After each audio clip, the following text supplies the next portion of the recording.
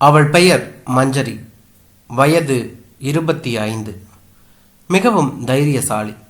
முகத்துக்கு நேரே எதையும் ஒளிவு மறைவு இல்லாமல் யாராக இருந்தாலும் பேசிவிடுவார்.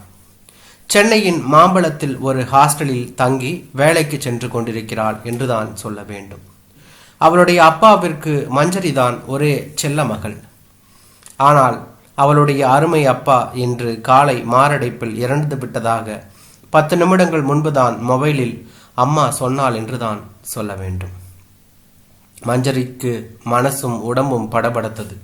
உடனே அவள் காதலனும் அத்தை மகனும் ஆகிய விக்னேஷுக்கு விஷயத்தை சொன்னான்.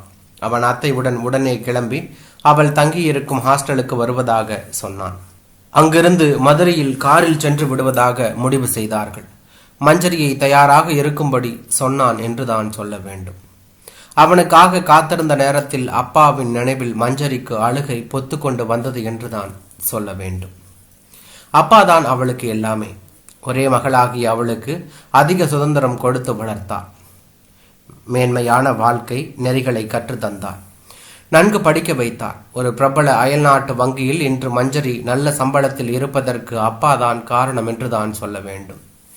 பணம் கொடுத்து புத்தகங்கள் வாங்கி படிக்க அப்பாதான் அவளுக்கு கற்றுக் கொடுத்தார். சுஜாதாவையும் ராஜேஷ்குமாரையும் பட்டுக்கோட்டை பிரபாகரையும் அப்பாதான் அறிமுகம் செய்து வைத்தார் என்றுதான் சொல்ல வேண்டும். அவர்களின் கதையில் இருக்கும் தெளிவுகளையும் வேகத்தையும் விறுவிறுப்பையும் புரிய வைத்தார் என்றுதான் சொல்ல வேண்டும். ஜவஹர்லால் நேருவின் letter to his daughter, discovery of India போன்றவற்றையும் படிக்க தோன்றினார். படிப்பு மட்டுமன்றி நிறைய தைரியத்தையும் ஊட்டி வளர்த்தார் என்றுதான் சொல்ல வேண்டும். அவளுடைய அக்கா மகன் விக்னேஷின் காதல் வலையில் அவள் விழுந்தபோது அப்பா குறுக்கிடவில்லை. உன் வாழ்க்கை, உன் விருப்பம், உன் முடிவு என்று சொல்லிவிட்டார். ஆனால் பாவம், அவளின் திருமணத்தை அப்பா நேரில் ஆசிர்வதிக்க மஞ்சரிக்கு கொடுத்து வைக்கவில்லை என்றுதான் சொல்ல வேண்டும். அப்பா ஒரு காலத்தில் மிகுந்த பண கஷ்டத்தில் இருந்தபோது மஞ்சரியை படிக்க வைக்க மிகவும் சிரமப்பட்டார். அம்மாவின் நகைகளை அடகு வைத்தார். ஒரே வீட்டை விற்றார். அப்போது மிகவும் வசதியுடன் இருந்த மஞ்சரியின் பெரியப்பா அவர்களுக்கு உதவவில்லை. செல்வந்தனாக இருந்த பெரியப்பாவின் ஒரே மகனும் சித்தப்பாவை கண்டு கொள்ளவில்லை.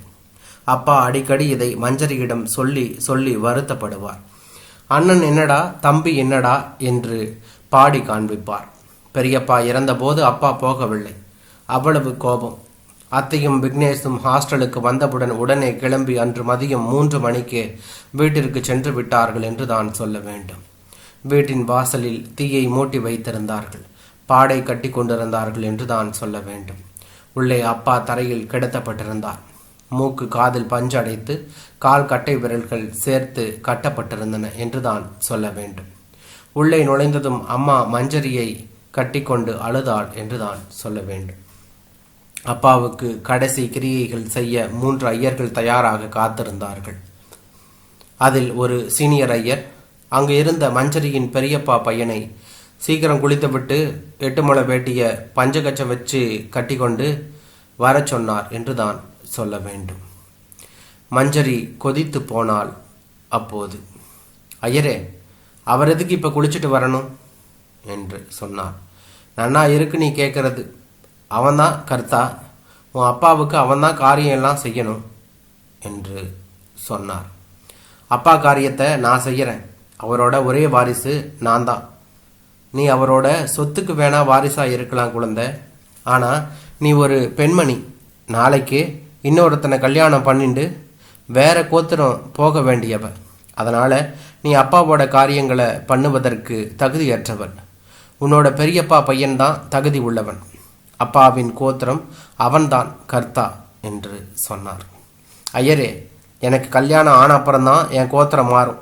இப்போ நான் அப்பாவோட கோத்திரத்தில் தானே, அதனை கோத்திரம் தானே, அதனால் நான் தான் இன்னைக்கு அப்பாவுக்கு கர்த்தா என்று சொன்னார். நீ பொம்மை நாட்டி குழந்தை கண்ணு, உனக்கு இதெல்லாம் புரியாது. எந்த சாஸ்திரத்தில் ஆண்கள் மட்டும்தான் கர்த்தாவாக இருக்கணும்னு சொல்லி இருக்கு.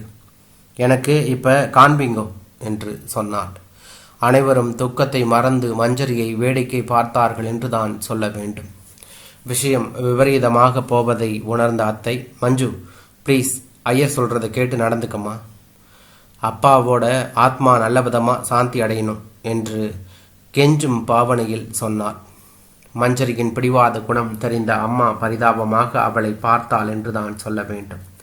ஐயரே, தர்க்கம் வேண்டாம். I am very serious. நீங்கள் தயவு செஞ்சு மந்திரங்களை சொல்லுங்கள். நான் அவைகளை ஸ்பஷ்டமாக திருப்பி சொல்லுறேன். தட்சணை விஷயத்தில் உங்களுக்கு செய்ய வேண்டிய மரியாதைகளை நான் தாராளமாக செய்கிறேன் என்று சொன்னாள். அதெல்லாம் சரிம்மா, சாஸ்திரம் என்ன சொல்கிறதோ நான் அதை சொன்னேன், அவ்வளவுதான். நீ இவ்வளவு தூரம் வற்புறுத்தும் போது தட்சணையும் தாராளமாக தரும்போது நேக்கு என்ன? கலிகாலம் முற்றிவிட்டது. வா, குளிச்சுட்டு வந்து மனையில் உட்கார் என்று சொன்னார். மஞ்சரி குளித்து விட்டு வந்து மனையில் அமர ஐயர்கள் மந்திரங்களை ஓதினார்கள். அப்பாவுக்கு செய்ய வேண்டிய கிரியைகள் அனைத்தும் மஞ்சரி செய்தாள் என்று தான் சொல்ல வேண்டும். இதை பார்த்து வெகுண்ட மஞ்சரியின் பெரியப்பா மகன் கோபத்தில் வெளியேறினான் என்று தான் சொல்ல வேண்டும். அப்பாவை பாடையில் ஏற்றி தூக்கி செல்லும் போது மஞ்சரியும் தீப்பந்தம் ஏற்றி உடன் சென்றாள் என்று தான் சொல்ல வேண்டும். மயானத்தில் பிடிவாதமாக அப்பாவுக்கு கொல்லி வைத்தாள். ஈரமண்ணில் அப்பாவை பிடித்து வைத்து அவர் உருவத்துக்கு பால் ஊற்றினாள் என்று தான் சொல்ல வேண்டும். எல்லாம் முடிந்ததும் வைகை ஆற்றில் குளித்துவிட்டு விக்னேஷ் உடன் வர ஈரப்புடவையுடன் ஒரு டாக்ஸியில் வீடு வந்தாள். உறவினர்கள் பலர் முகம் சுளித்தார்கள். அதில் விக்னேஷின் அம்மாவான மஞ்சரியின் அத்தையும் அடக்கம் என்று தான் சொல்ல வேண்டும். தான் இவ்வளவு எடுத்து சொல்லியும் மஞ்சரி கேட்காதது அத்தைக்கு பெரிய அவமானமாக போயிற்று. ஒரு மாமியாருக்கு உண்டான குறைந்தபட்ச மரியாதையை கூட அவ்வளவு பேர் முன்னிலையில் தனக்கு தராத மஞ்சரியின் பிடிவாத குணம் கசந்தது என்று தான் சொல்ல வேண்டும். அவள் முடிவு செய்து விட்டாள். மஞ்சரி திமிரு பிடித்தவள், சபைக்கு கூட அடங்காதவள், பெரியவர்களை மதிக்க தெரியாதவள், நாணம் வெட்கம் அறியாதவள் என்று தான் சொல்ல வேண்டும். எக்காரணத்தை முன்னிட்டும் இவளை என் மகன் மணந்து கொள்ளக்கூடாது. சொந்த தம்பியின் மரணத்தின் சோகம் கூட அவளை வாட்டவில்லை. ஆனால் மஞ்சரியின் மீது கோபம் கொப்பளித்தது என்று தான் சொல்ல வேண்டும். அப்பாவின் காரியங்கள் முடிந்து மஞ்சரி தனியாக சென்னை திரும்பினாள் என்று தான் சொல்ல வேண்டும். அன்று விக்னேஷ் போன் செய்து மஞ்சரியை மெரினா பீச்சுக்கு அவர்கள் வழக்கமாக சந்திக்கும் இடத்திற்கு வர சொன்னான். சென்றாள் இவள். விக்னேஷ் கோபத்துடன் இருந்தான் என்று தான் சொல்ல வேண்டும். நீ அம்மாவை மதிக்கல, அம்மா அவ்வளவு சொல்லியும் நீ கேட்கவில்லை. உன் மேலே அம்மா ரொம்ப கோபமாக இருக்கிறா. நம் கல்யாணம் நல்லபடியாக நடக்கணும்னா நீ நேரில் வந்து அம்மா காலில் விழுந்து மன்னிப்பு கேட்கணும் என்று சொன்னான். உன் அம்மா எனக்கு அத்தை. என் அத்தை காலில் எவ்வளவு தடவை வேண்டுமானாலும் ஆசிர்வாதம் வாங்கி கொள்ள விழுவேன். ஆனால் மன்னிப்பு கேட்டு காலில் விழ மாட்டேன். என் அன்பு அப்பாவுக்கு நான் கடைசி காரியங்களை செய்தேன், அவ்வளவுதான். இதில் எந்த தவறும் இருப்பதாக நான் நினைக்கவில்லை. ப்ளீஸ் விக்கி, நம் கல்யாணத்தையும் இதையும் போட்டு குழப்பிக்காத. கல்யாணம் நம் காதலின் அத்தாட்சி என்று சொன்னான். என் அம்மாவுக்கு நான் ஒரே மகன். நம்ம கல்யாணம் அம்மாவின் ஆசிர்வாதத்துடன் தான் நடக்க வேண்டும். ஒன்று புரிஞ்சிக்க மஞ்சு, உன் கல்யாணம் என்னோட தான் நடந்தாகணும். அதுக்கு நான் சொல்கிறத நீ கேட்டு தான் ஆகணும் என்று அவன் சொன்னான். What you mean? நீ உன்னையே எனக்கு அத்தை மகன் என்கின்ற உரிமையில் முழுசாக கொடுத்து விட்டாய். இனிமே நீ என்னை விட்டு விலகி செல்ல முடியாது. அதை புரிஞ்சு நடந்துக்க என்று சொன்னான். மஞ்சரி பயங்கரமாக வாய் விட்டு சிரித்தாள். நான் எதையும் என் விருப்பத்துக்கு மாறாக செய்யலை விக்கி. அது அப்போதைய விருப்பம், அந்த நேரம் தேவை, அவ்வளவுதான். இதை நான் ஒரு பெரிய விஷயமாகவே எடுத்துக்கல. எனக்கு இதனால் எந்த விதமான கில்ட்டி ஃபீலிங்கும் கிடையாது விக்கி என்று சொன்னதோடு மட்டுமல்லாமல் பெரியதாக அழுது தன்னிடம் மடிப்பிச்சை கேட்பாள் என்று எதிர்பார்த்த விக்னேஷ் மஞ்சரியின் இந்த பதிலை சற்றும் எதிர்பார்க்கவில்லை. ஆடி போனான் என்று தான் சொல்ல வேண்டும். அப்படின்னா நமக்குள்ள அவ்வளவுதான் மஞ்சு.